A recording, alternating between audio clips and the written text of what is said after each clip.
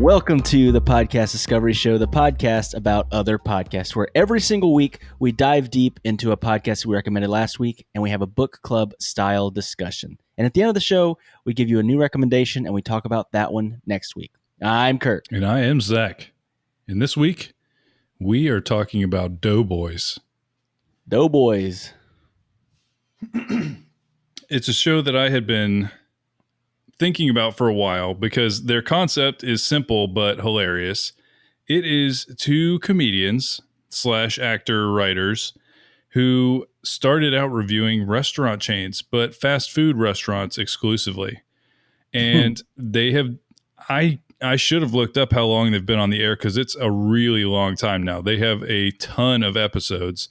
And the episode we are talking about is called Topical Freeze, Ore-Ida Potatoes with Jason Mantzoukas. And Ore-Ida. Yeah, that's an ongoing thing there. So basically, they have Jason Mantzoukas, who people would know from a bunch of stuff, The League, Parks and Rec, Brooklyn Nine-Nine. He's basically hilarious in everything I've ever seen him in. And they talk about Ore-Ida frozen potato products. At least that is the setup for the episode. Because in the end, it's kind of it reminds me almost like My Brother and Me, where they kind of just talk and they're generally funny. And so they just go off on all kinds of wild tangents. And there's a general backbone to the show that is sometimes more strictly adhered to than others. Yeah, no, for sure. It's very loose. So I did write down a note that it was 70 minutes before they got to the subject of the show. Was it really? I knew it was a long time. 70 but I didn't minutes. know it was like how long? Yeah, no, it was 70 minutes before they actually got to the subject at hand, which was The potatoes. The potatoes. But they did intro the show talking about Ore-Ida, and I did learn something. I learned probably that same thing. The name is a mix between Oregon and Idaho. And I learned that they invented tater tots. Yes, they invented the tater tot. And I will say that is the one that they're not great, but if I eat them, it still reminds me of childhood. It really does. It does. I don't know if it's the school lunches or if it's stuff that we would eat at home. I don't know. Maybe a little bit of both. But yeah. Yeah, it's we talked about this on the last episode. There's food memories. And that one, you're a kid and you're having a good time and you just want some tater tots. And they always hold that special place in your heart, but I don't think they hold up as an adult. Yeah, for sure. And the idea of the potatoes that are in the bag in the frozen aisle have a lot more appeal when I'm at the grocery store than when I actually cook them and eat them. They're usually not that great. Yeah. No, it's really good in theory, but basically they just, for the first, I guess, hour of the episode, they kind of just goof off with Jason Mantzoukas, and they're really funny. I usually am not really into, obviously, Mabim Bam, we like their kind of chemistry and their style of comedy, but in general, I don't really go for the kind of just like hanging out and talking style podcasts. Mm-hmm. But this one, I found myself laughing a lot. And it is a little bit like PG-13-ish. They talked much more, maybe more R. Might be closer to R. Yeah. Maybe just because of like two conversations. Yeah, pretty much. Yeah. Yes. The Binding Agent's probably the one. Oh, God. Yeah. They talked 3 times as long about Boston than they did about the potatoes. Yeah. No, and I mean, I don't know. It was interesting because that's the thing. And it's kind of, I guess it's kind of spoilery, but not really, because it's not really a spoiler. But at the very end of the episode, they thank Jason Mantzoukas for coming on. And he's like, no, thank you guys, because we're all kind of trapped at home. And what people want is to be able to listen to kind of conversations that they feel like they're a part of, feel like they're kind of listening to their friends talk and things like that. And that's really kind of what the podcast feels like, because it feels like people just, they're ribbing each other constantly, and just like it's just constant back and forth and just goofing off. And so it is really fun to listen to them joke around. So if you're looking for kind of that, honestly, I would call this long form, because how long was this episode? So this one was almost 2 hours. It may have been 2 hours. Let me look it up. Yeah, no, it was 2 hours. So they're not super short for sure. And literally, if they wanted to, and I don't think they should at all, but if they wanted to, they could make this podcast 20 minutes. They could, because the duration of the conversation, and first of all, the conversation when they finally get to the topic of the Ore-ida potatoes is also hilarious. Like, it's worth the wait, because the whole time I was laughing. Like, it's funny the whole time. And I have honestly, one thing that I did kind of learn through the past couple weeks where we've done this, I would listen to pretty much anything Jason Mantzoukas does. Like, I like, honestly, I think that I could just go through and search his name on like Spotify and just listen to him be on other people's shows. And he's been on a lot of shows. I think we need to reach out to him, see if he'll come on our show. We should. Although most of the shows that he's on, they're pseudo celebrities that are interviewing him and whatnot. But with that said, he listens to a lot of podcasts, which I think is really cool. And he's got a very successful podcast with his friends on How Did This Get Made, which I've listened to for a very long time. I need to catch back up on that show. I haven't listened to an episode in a long time, but I mean, they're standalones and they're great, but he is so flippin' funny. He really is. And I will say, I've heard him on multiple podcasts as guests, and every single time he has to explain his food allergy because it's just a thing.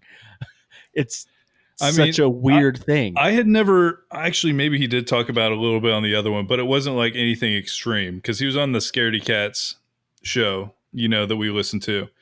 But he has an egg allergy, which that sounds like a nightmare, an egg allergy, not because of like, you can't avoid hard boiled eggs, but because it's an ingredient in everything. Yeah. And you don't realize some of the stuff. The one that threw me for a loop was, I didn't think about things that have breadcrumbs in them. Yeah. And the breadcrumbs having eggs, when they were bread before they were crumbed. Yeah.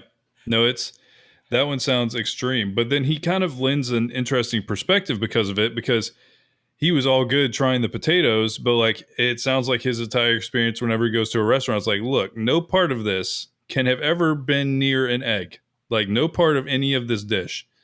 And so it sounds extreme to hear him. Yeah. He tells that story about going to that fancy restaurant and the waiter getting a little perturbed with him because he kept asking, is there egg in this? He's like, no. Are you sure there's not egg in this? He asked him like 3 times, and eventually the waiter like leaves and then comes running out of the kitchen and be like, wait. There's egg in it.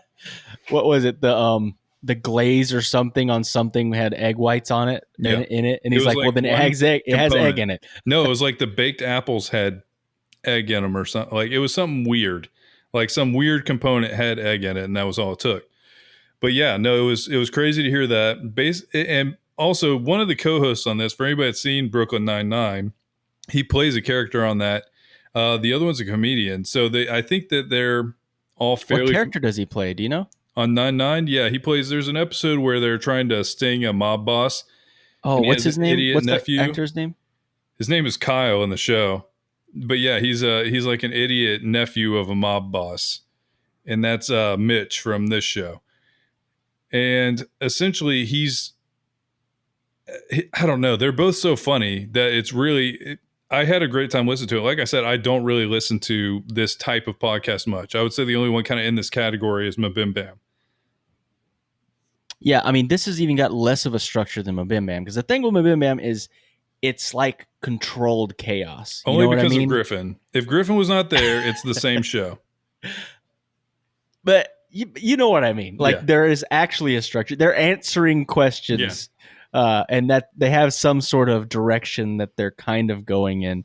Whereas this one is the same in a way that they have a thing they're going to eventually talk about, but there's so much extra stuff everywhere else that, it's special.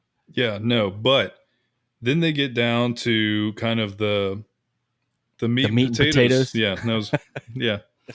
They get down to the brass tacks and they talk about Ore-Ida potatoes. And it sounds like they each got a couple different kinds that they wanted to try out. And first of all, have you ever had these? Have you ever had Ore-Ida, like just fries or whatever? Oh yeah, a lot of times. I do feel like they're mediocre. I haven't have. had the ones that apparently sound, to me, they sounded like Arby's ripoffs. You know, they called it like zesty curly fries. Yeah. That sounded like an Arby's. I don't think I've had those either. They have ones that are supposedly like that. No, but I've had we actually have in our fridge right now, I think they call them like restaurant, and it's just like they're trying to make like a McDonald's fry. It is not right. It's just not. It's not exactly right. I just feel like they need to be made in a fryer. They got to be fried, or they don't taste right. Here's the thing I was thinking about though. When was the last time you had a fry that you're like, wow, that is a French fry?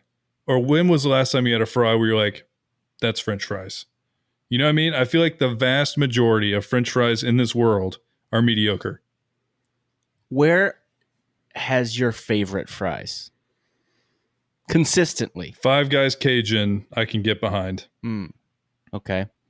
I don't know if I've had those. It's thunder and lightning here. Chick-fil-A waffle fries are pretty on point. I'm not a fan of those. I know it's probably the most potato-y fry, like the most authentic potato, because it's a potato. But my favorite one is probably consistently Arby's. I always feel like a monster after destroying them, and my stomach hurts. But they're real good. I do feel like my I feel second bad favorite every time. would be something about it, man.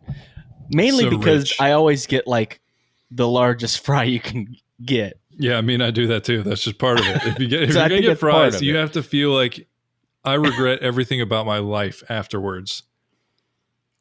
But my second favorite would be Checkers or Rallies, depending on where you're at. But every now and then they overcook them and they're not as good. So my consistent favorite would be Arby's. Them curly fries with all that seasoning, they're good. I cannot find a whole list of all of the Ore-Ida products. They have like mashed potatoes. Do they? I guess there's leaning into like anything potato. We got it. And they have mastered the SEO because the whole first page is only their website. They're like, I don't know how, but every single thing on Google is their website. I mean, you searched Ore-Ida, right? Yeah, but I put like all Ore-Ida products. They have waffle fries, crinkle fries, golden crinkles, tater tots, golden twirls, which is just curly fries, golden steak. Dude, okay. I found all the products now. Here we go. Country style French fries, zesty straight fries, sweet potato crinkles. They have these boxes that I used to make for my kids. It's like crinkle fries, but they're in like this box. And you peel off the box and just put it, and you can put it in the microwave. And they're actually almost as good. They're actually maybe better than the ones you put in the oven. Which really? Is kind of crazy. I would not believe that. Yep. They're good. Yeah, no, I mean, it's okay. But that's the thing is like, I feel like in general, French fries are mediocre. So then frozen ones that aren't actually fried, you're not going to get a great French fry out of that. Have you ever owned a fryer? No, like a deep fat fryer? Yeah. No. I did for like a year of my life. That was the fattest year I've ever been. It was when Jenny was pregnant with Leah, and I fried everything. So everything that you could buy, there's a lot of things that you buy at the store that can be cooked in the fryer. Anything can be fried if you believe in it. And everything tastes a lot better. But my house always smelled like a McDonald's kitchen, and I was always greasy. I was always greasy. and I ate way too much deep fried food. But I loved making these kind of things. The tater tots were the ones that were just so much better. Honestly, because you get them crispy. So much. You know, that's what it is. That's what it is.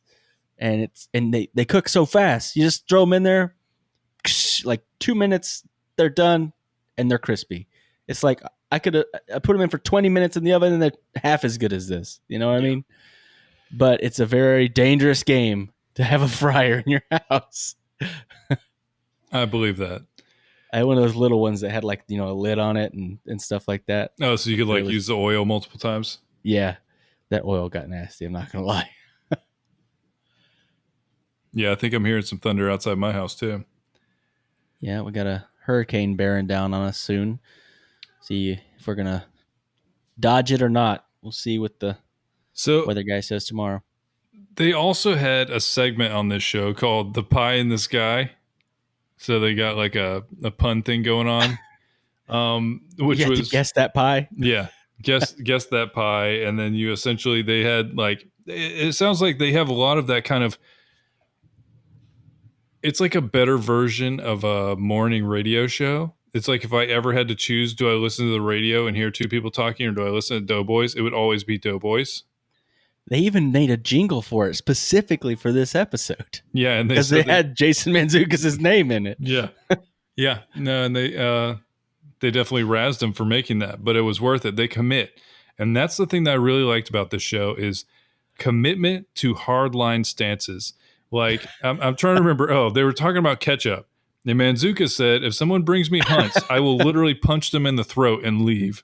And it's like, I'm right there with him. Oh, no. I'm right there with him. There is one champion of ketchup, and it's Heinz. Heinz. I don't feel like it's... If anybody says that it's Hunt's, you have to question their character as a person, I think, at that point.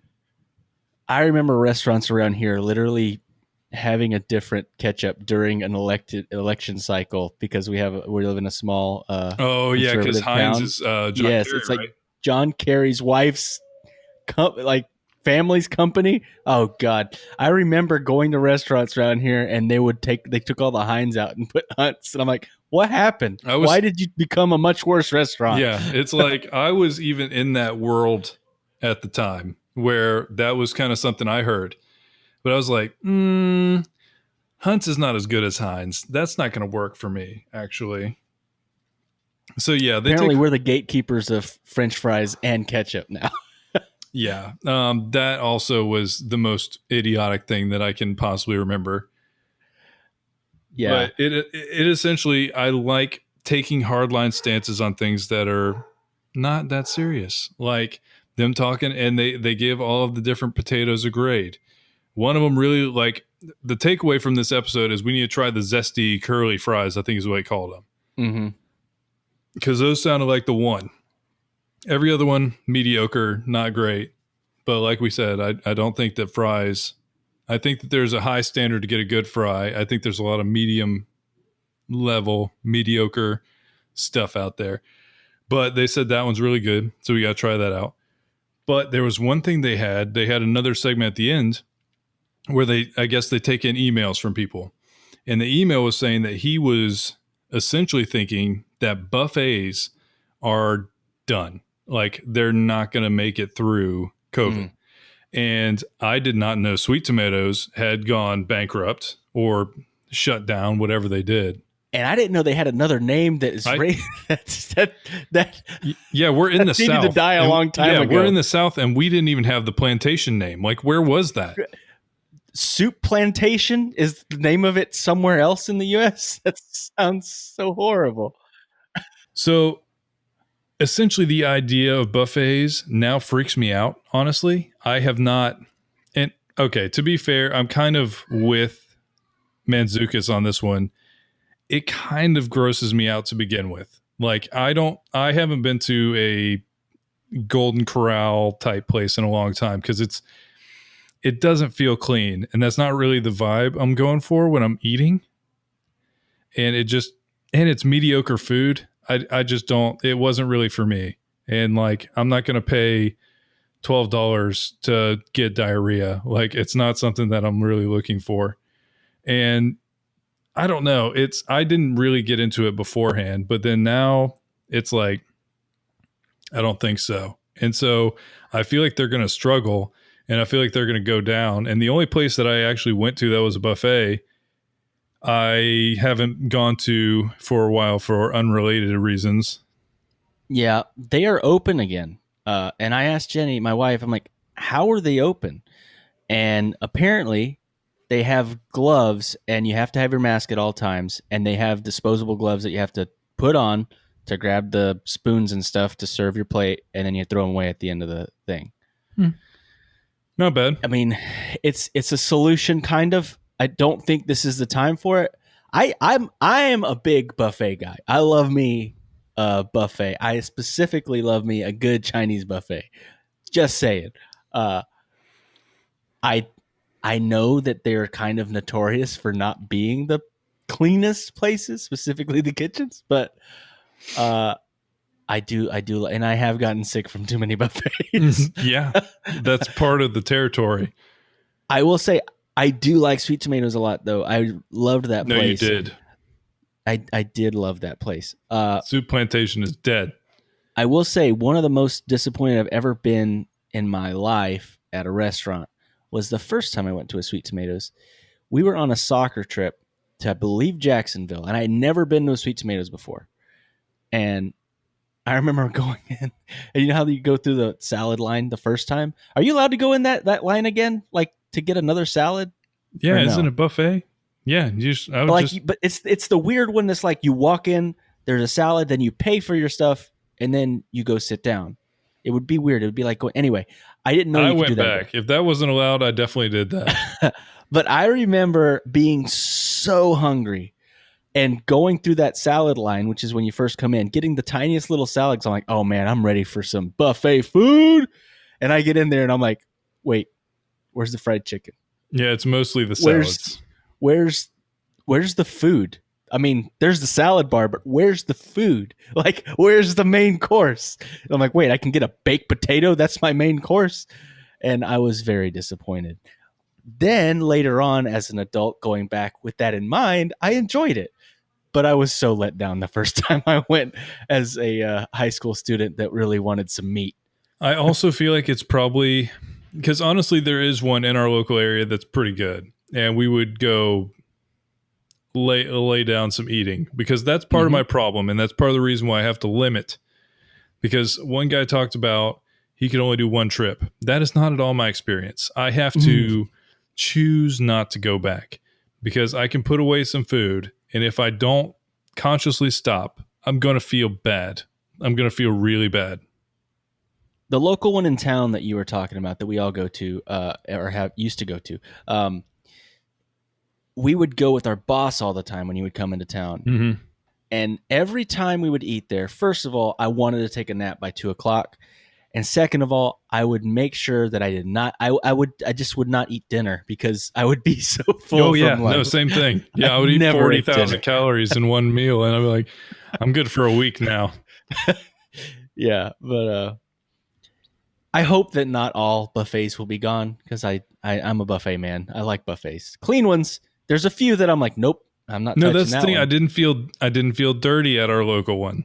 Yeah, it didn't feel like there's disgusting. another one that's called like the Plant City Southern Town, whatever that thing. That I've been place there and it's bad. Looks scary, dirty. Like I don't. I went there one time and I was like, I got stuff that was really hot and then a limited amount, and then that was it. Never went back. Yeah. But so, yeah. This episode's all about frozen food. So we've got to talk about what our favorite frozen foods are. So what's your favorite frozen food, Zach? This is a tough one because I feel like there's some good stuff. Okay. Here first I will start with the trash person choice. Frozen burritos are okay. I realize that it's disturbing, the texture, maybe the ingredients, but it tastes great. I don't know why. It's always just been, I've always thought it was delicious. And so frozen burritos taste amazing, but it's another one of those things I choose not to get because I can house some burritos. But honestly, are we talking frozen food or can I say like Ben and Jerry's? Well, Twigs has already tried to game the system that way. I said it's got to be something that comes in frozen and you got to cook it. Because that's the whole thing, is how it ends up later. Like, does it taste good? I feel like it's oversalted, but in general, frozen lasagnas are pretty good. Dang it. That's mine. Mine is frozen lasagna. Yeah. And okay, then I'll switch it up. Freschetta frozen pizzas are also pretty on point. Oh, they are pretty good. They are pretty good. But yeah, we asked chat what their favorite foods were, and apparently my kids are watching. They're at their grandma's house, and their favorite is mac and cheese, along with Twiggly's favorite. But hers is a specific mac and cheese, and it looks amazing. She put the link in here. Yeah, she has fancy mac and cheese. Truffle mac and cheese from Whole Foods brand pizzas. I haven't had either of those. The truffle mac and cheese looks amazing, and I've never heard of that brand. It's like love, but spelled backwards. Evol. The types of frozen food that Twigs is talking about makes me really feel like a garbage person, because I said frozen burritos and lasagna. Yeah.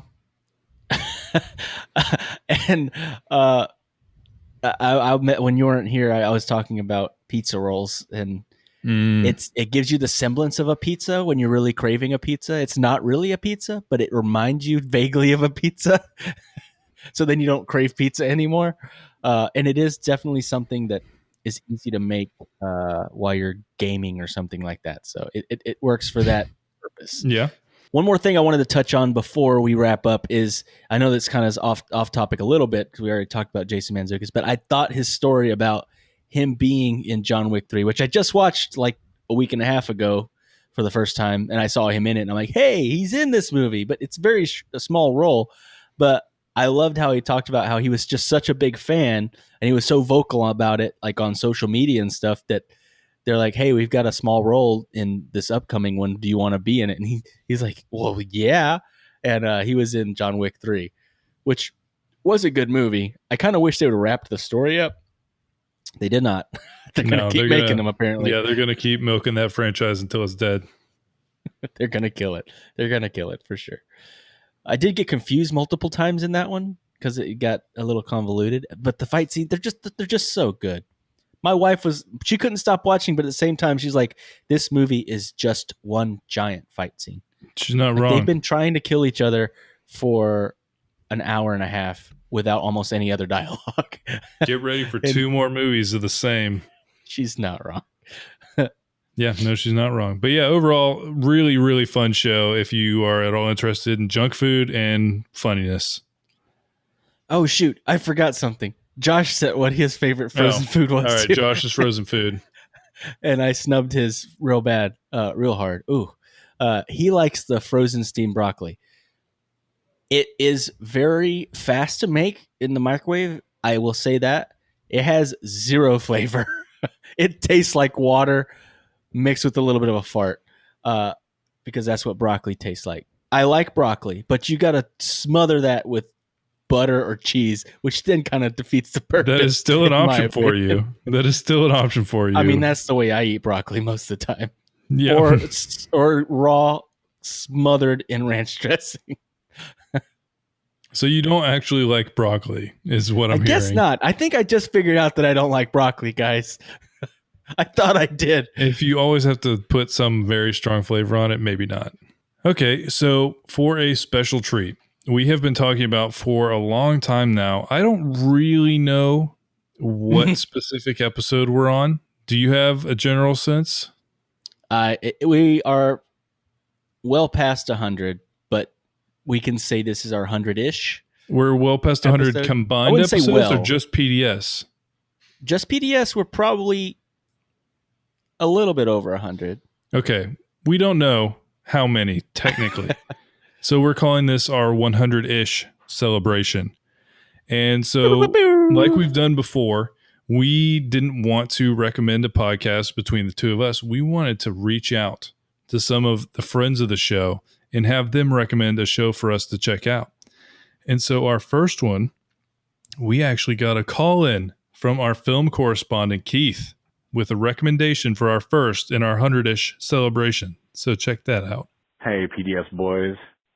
What's up? This is KG from the Pop-Up Filmcast, and the apparently very, very poor movie correspondent. Of course, I was named the official movie correspondent, and then movies stopped getting made for a while. So I'm not going to put that totally on me, but I should really call in more with some old school options. But specifically today, you guys are looking for some podcast recommendations to help celebrate your 100th episode. I'm gonna give you I'm gonna call a movie for your ears. I don't think you guys have really touched on audio dramas very much. A lot of good ones out there. Ones by Q Code. I've listened to a lot of those lately, like Carrier or Baraska or The Left Right Game are all really good. But I think one that a lot of people could get into and that is very well done is Marvel's Wolverine. There are 2 seasons of them out there. They are about 10 or 12 episodes each, about 30 minutes per episode. It is fully acted out. They have great voice actors working on them. I think they put them first on Stitcher, but then eventually they end up on Spotify. So I do know the 2 seasons are on Spotify. So go ahead and you can check those out. That'll be my recommendation to you guys. Until I can get you some legit movie reviews, is to check out the movies for your ears. Listen to a podcast called Marvel's Wolverine. All right? Keep up the good work, guys. Talk to you later. So thanks to Keith for sending in the first of our bonus recommendations for our 100-ish episode. And we're going to check out the first 3 episodes of season 1 of The Wolverine. Yeah, I actually listened to this whole series, and it is really good. And I really love how Keith, our movie correspondent, decided to give us a movie for our ears. Yeah, no, and I'm sure he's feeling it because no movies have come out in like 5 months. Feels weird. It feels weird. It does feel weird. I don't know, but yeah, that's all for this week. And remember. Friggly fraggly. See you next week. We're leaving that in. No. What did you say that I said last time? Flippity floppity. See you on the flip side or something stupid. And remember, there's always more to discover.